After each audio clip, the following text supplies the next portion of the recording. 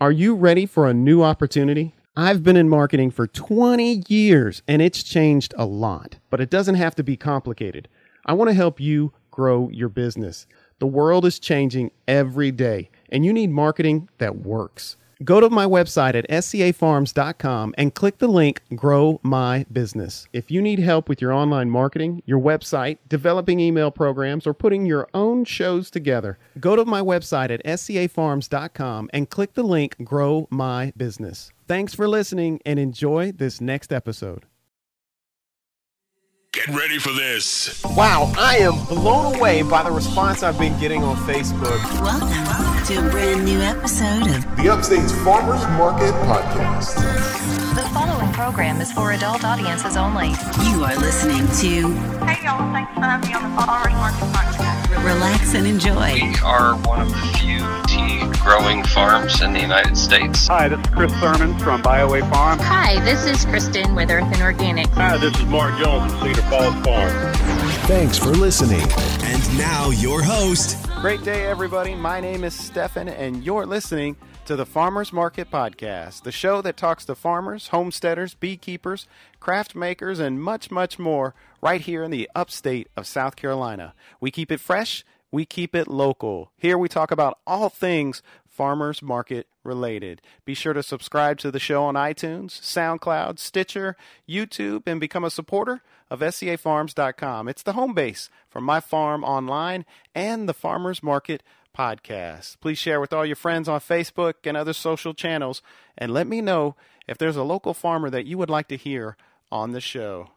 Now, today's guest, he is a big family man. He's an owner of a 48-acre farm just off of the banks of the Reedy River and has a mighty fine view. He loves his chickens, and he's living out a dream of his. Welcome to the show, Mark Jones with Cedar Falls Farm. Well, thank you, Stephan. I appreciate you having me on your show today.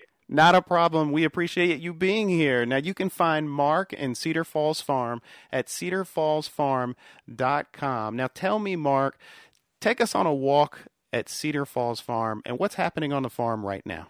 Well, as you said, we have 48 acres nestled on the Reedy River. We're down in the Fort Shoals community on the Fountain Inn address. We're about probably 10 miles outside of the town of Fountain Inn. It's a nice rural area. And we have maybe 28 acres open. It was a former horse farm that we've slowly been converting over to a working farm. We do produce. We have chickens. We have bees. We try to get honey when it's possible, but our focus is on the lives of the bees first and then honey second. And we just enjoy the rural life and, you know, moved out of the city subdivision living some years ago to get back to the roots. Now, what did you do prior to farming? Well, I still do that. I actually work with Michelin Tire here in Greenville, South Carolina. I'm a materials design guarantor. I've been with Michelin 28 years, and I'm actually on the countdown now. At the end of the first quarter next year, I'll be retiring and farming full-time. So I've been farming for the last 3 years in addition to my work at Michelin full-time. You've had a tough job at Michelin, and now you're taking on even a tougher job. Yeah, you know, it's tough doing both at the same time, but it's as you know, being a farmer as well, it's a labor of love. It's something you love to do. It gets into your blood, and there's something primordial about providing food and providing good quality food to people. You know, we pasture raise our chickens. We didn't start out that way, but we evolved to that. And it's there's a little more loss with it with the predators because you can't protect them in enclosures all day long, but we're giving people high quality by doing that. And how many chickens now? How many chickens do you have? We're up close to 300. The last batch I ordered 100 chicks, and they're about 4 weeks old now, and I'll probably sell off half of those. But we have to bring new chickens in periodically to help infuse, you know, as some get older and we lose some to predators. We're trying to keep the egg laying going. But this time of year, it starts to drop off. We were getting about 8 dozen a day, and now with the shorter days and with molting taking place, we're probably down to about 4 to 5 dozen a day. But we're trying to hold around 200 chickens at any given time. Oh, wow. Now, do you have a certain variety or a certain breed that you have on the farm, or do you have multiple ones? We have multiple. We have some focused varieties. A couple of favorites that we have are ISA Browns, which is it was developed in France probably about 30 years ago. They're very similar to Golden Comets.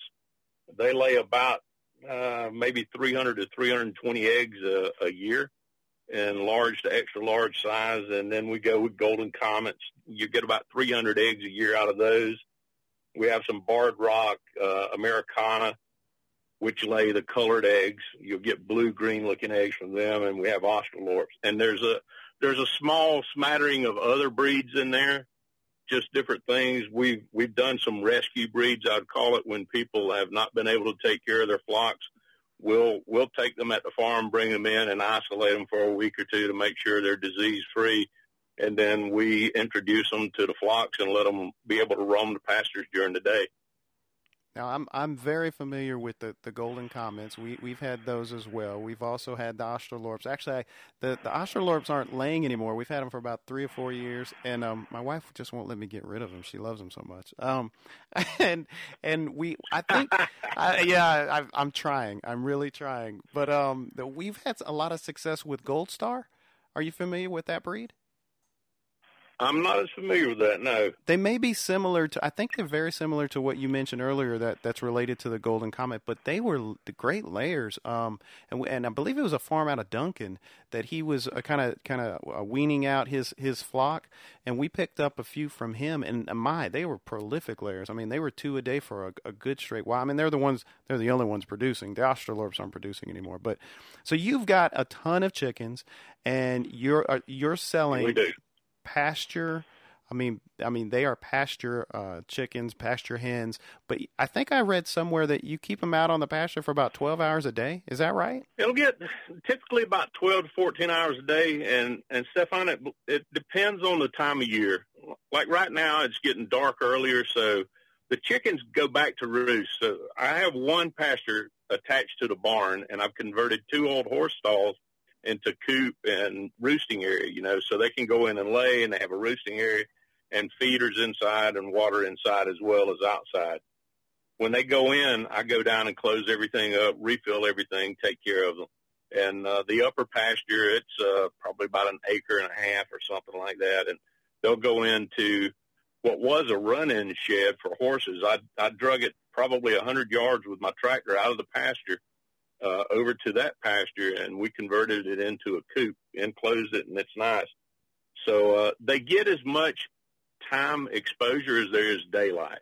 Wow. And at night, we have to close them up because we've got owls, we have foxes, raccoons, opossums, and hawks. There's any number of predators that we have to be on the lookout for. And for the chicken's safety and just actually for the well-being of the animals that we're entrusted to care for, we close them up at night to protect them. But they get a lot of outside time. We make certain of that. That definitely makes sense. Now, did your job at Michelin, did it prepare you for this in any way? I'm trying to figure out, where did Mark get the the idea to go, hey, you know what, we should raise a bunch of chickens? So Michelin, your mindset and way of thinking at Michelin is very analytical. So you have a process to doing things. It's not haphazard. You get a lot of that from time and experience working with that great company. But I can take you back to when I was a kid. I can go back 50 years. My dad was a Southern Baptist minister, and we had small churches. And his first church was Hillside Baptist Church in the Hillside community in the lower part of Greenville County, not far from where we live now. And we had chickens. And we had chickens when I was a kid because a Southern Baptist minister at a small church in the country didn't make a lot of money. So we had probably 30 or 40 chickens that provided eggs and meat. And we also, every year we raised a garden. We canned, we preserved, we froze. So growing up, this was part of my life, was the farm part of it, on a smaller scale, of course, but it was something that always rested in my mind, and it was something I wanted to get back to. And once we started, when Georgiana and I moved out from the suburbs back into the country, it's like, hey, let's start out with a few chickens, and we can have our own fresh eggs. We don't have to buy eggs, and if we have any left over, we can sell those. And it wasn't long until I was having to buy eggs for us because we had a demand for eggs that I couldn't keep up with. and it grew from there. So it's kind of a nice problem to have, where people are wanting your product. And I've tried to grow to keep up with the demand. And it's enjoyable. So, yeah, there's a little bit of preparation in my day job, but there's also some, I'll say, nostalgia from when I was a kid and the way things were as a child. And people all over, I find, are going back to that, trying to get away from so many preservatives, trying to get away from packaged foods, and actually knowing where their food comes from. And when we sell direct from the farm and people come out, if I'm there at the farm, they want to take a tour, I'll put them on the golf cart. Come on, I'll show you what we're doing, what's going on. You can hold a chicken. You can feed chickens. You can tour the farm. I'll ride them up and show them the beehives, ride down to the river. I get away from the farm part of it and just share so people can experience what we experience. So when did you get into the bees, or were the bees just a part of it as well? Because I have a terrible bee story that will probably make a lot of people not want to do bees. And I don't have bees on my farm, although I know they are hugely and massively beneficial to everything we're doing in the garden. But how did you get started with bees? So it's something that was in the back of my mind for a long time, and I really wanted to do this, and I put it off and put it off. And you may recall about probably 2.5 years ago, Stu and Cedar Anderson in Australia invented this new method of extracting honey, and it's called the flow hive. Now, amongst beekeepers now, you mentioned flow hive, there's a lot of naysayers. There's a lot of disagreements in the beekeeping community. Now, all it does is offers a way of extracting directly from the hive into a jar. It still requires the same amount of upkeep, the same amount of care, and managing your bees. But it was an easy way for me to start into beekeeping. We bought 2 of those. They were quite expensive. Actually, for one hive, one flow hive at the time, $600.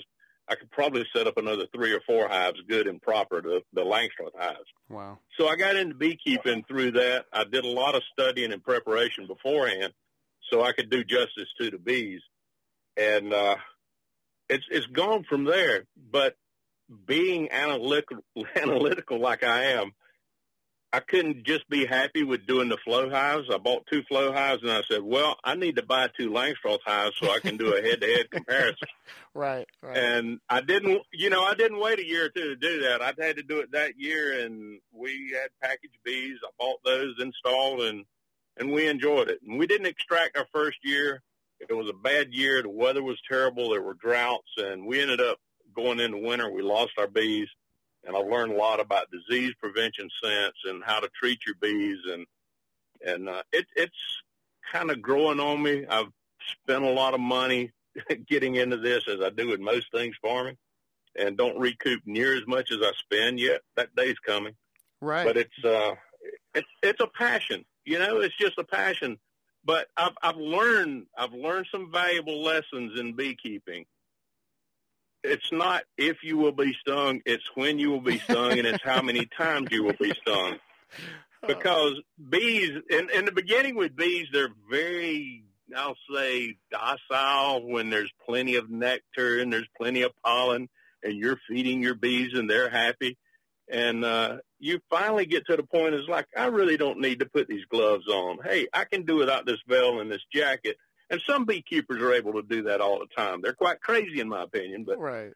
I thought, well, we're walking by the hives. Why don't I go out here and take the top off and look at them again today and reach and pull a frame? And that one time I went out there just in jacket or in a shirt and shorts, and I took the top off. The bees said, oh, no, we're hungry. Go away.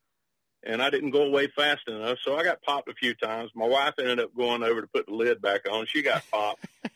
And I have been stung so many times, multiple times in double digits, sometimes working with bees, and you just get to the point that you deal with it. Well, and I, like I said, I have a horrific story. I'll have to share it with the listeners, but At this moment, I'll just give you the nuts and bolts. Basically, I got stung and ended up in the emergency room. And like I said, it was a nightmare scenario. But there are more details to this story that I'll share right now because it would cover an entire show. But so you've gotten into bees, and you've gotten into bees and gotten into honey, and then you're doing the eggs, the pasture raised hens that are laying, and then you're also doing produce, and you're doing vegetables. I mean, you and I have basically talked shop when we were at the farmer's market. But so, okay, how are you and your wife doing all these different things, and you're working a full-time job? It's I work. I mean, pretty much I work. Like right now, this evening is a rare evening for me to come out to a restaurant. When we wrap up, I'll go in and join the crowd there. But that's a hint for me to wrap it up. Is that what you're saying? No, not at all. Because I actually enjoy this. I enjoy sharing. I work a lot. You know, it's I work at work. I come home. I work weekends, and I did the farmers market from the first weekend of June until the end of September, and I only missed one weekend, and that was because I had to go to France on business. Wow. You know, I enjoy working. It's in my blood, but as I get older, I find out it's a little tougher, and you don't recover quite as quickly. So I'm looking forward to the retirement coming up in March, and then being able to put all of my energy and more focused energy in the farm, because you know as well as I do, you have to take care when you're growing produce. You have to have the right water. You have to keep them weeded. And as you and I talked about the insects and things you have to deal with, and I know you do as we do, trying to go as natural as possible, right, so you're giving your customers the best possible product you can, staying away from the pesticides and all. It's a battle, but I just put in a lot of hours, a whole lot of hours. And we do. I buy a lot of plants locally. I buy seed, and I think you start more with seed and go from it. I do. But this past year, I bought a truckload of plants from Woodmont High School's agricultural program here in the upstate, and I'm working with their ag teacher. Again, this year in January, I'll place a large order with them. So it gives me an opportunity to work with ag students to have them to grow vegetables. That's not just going in somebody's garden to put dinner on their table, but to grow a lot that we will plant on our farm and be able to provide for our larger community. Oh, that's awesome. Through the farmer's market or through the direct sales. And I've even, one of their students, I'm friends with her mom on Facebook. She's never been on a tractor. She's on the ag program. We had her come out to the farm probably about 3 weeks ago now, maybe 4 weeks ago. And I taught her how to drive a tractor, and then taught her how to bush hog and taught her how to plow. And, you know, she bush hogged a small field for me and then learned how to plow it. And, you know, she's, I believe, a 15-year-old young lady who's never been on a tractor. Wow. And she's in her ag program now. She has the experience. So I want to be able to give back a little bit. You know, as we get a little bit from the community, we try to give back a little bit. But we try to provide really good quality produce, and I've got to focus more on the colder weather things as well as the warm weather, because you don't have near the problems with the insects in the cold weather as we do in the warm weather. No, I totally agree. That's exactly right. And that's amazing that you're working with Woodmont High School. The twist of fate is my son actually went to Woodmont for about 2 years as part of their baccalaureate program.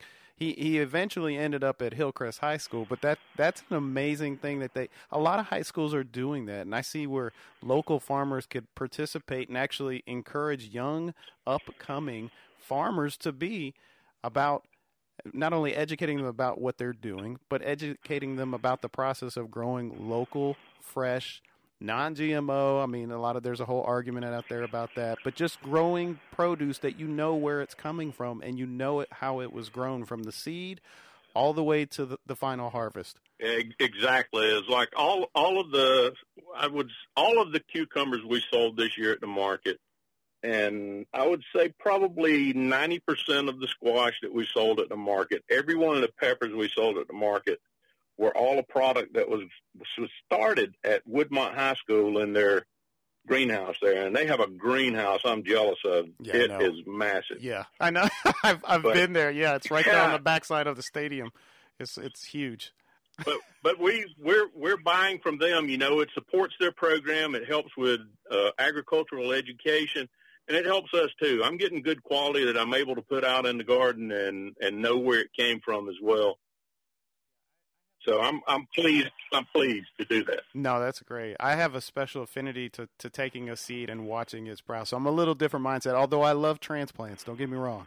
I love transplants that are already there, and you just drop them in the ground. Now, you have a lot of stuff going on at your farm, and I know our listeners are intrigued, and they want to know, hey, how can I be a part of Cedar Falls Farm? Is there anything you have for the listeners out there? Right now, all we really have going on is available at the farm. We have eggs year-round, which will really start to drop off soon, but we sell direct. Drive out to the farm in the Fort Shoals community. We have eggs available. It's on our front porch. There's a beverage cooler out there. It holds probably 28 dozen eggs at any given time, and prices are marked. We work on the honor system. That's something we believe in the farm community is treating people with respect and until they prove us wrong, and trust. Trust is important. But there's a box out there. You can come and get eggs. And if you listen to this podcast and you hear about Cedar Falls Farm, you want to come out and get some eggs, you can take 50 cents off a dozen. Just put on their podcast. I've got a sign-up sheet. You can put your name, write podcast beside it, and take 50 cents off the price that's marked. That's awesome. That's awesome. I got a feeling some people are going to take advantage of that. That is great. Now, let me dive into a little deeper question with you, Mark. And are there one or two things that you've learned about life? Obviously, you're transitioning to a different part of your life. It's probably going to be more intense than you thought. But are there one or two lessons from life, maybe as a hardship or a challenge, or maybe something positive that you'd like to share with some of the folks out there? Well, one thing in particular is don't take everything so serious. None of us are getting out of this alive. And, enjoy yourselves along the way. Make sure that you take time to stop and smell the roses and take time for family and friends. I've lived a busy life, but I've always tried to carve out that time.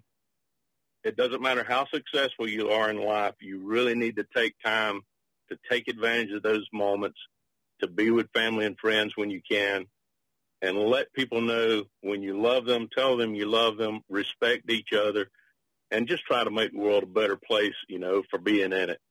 It's not about what you leave with, it's what you leave behind, and that's what I want to focus on is making sure that I do something that helps impact people. And when that day comes that I'm called home, people know who Mark Jones was, and they know that he made a difference, because it's not about having your name on buildings and all, as far as I'm concerned. It's about the people local and people close to you. Try to touch lives and make a difference in people's lives. Wow, that is well said, Mark. And I want to thank you personally for taking the time out and sharing a little bit about you, sharing a little bit about Cedar Falls Farm with us today. I know the listeners are grateful just having listened to you. I'm sure we're going to have you on, but again, thank you. Thank you so much for spending some time with us. Absolutely. It was my pleasure, and look forward to seeing you again. As well, my friend. Well, be sure to check them out online and share this episode with everybody you know. Your support as a listener is key, and most importantly, support your local farms and farmers. Until the next time, my name is Stefan, and you've been listening to the Farmers Market Podcast. Keep it fresh, keep it local.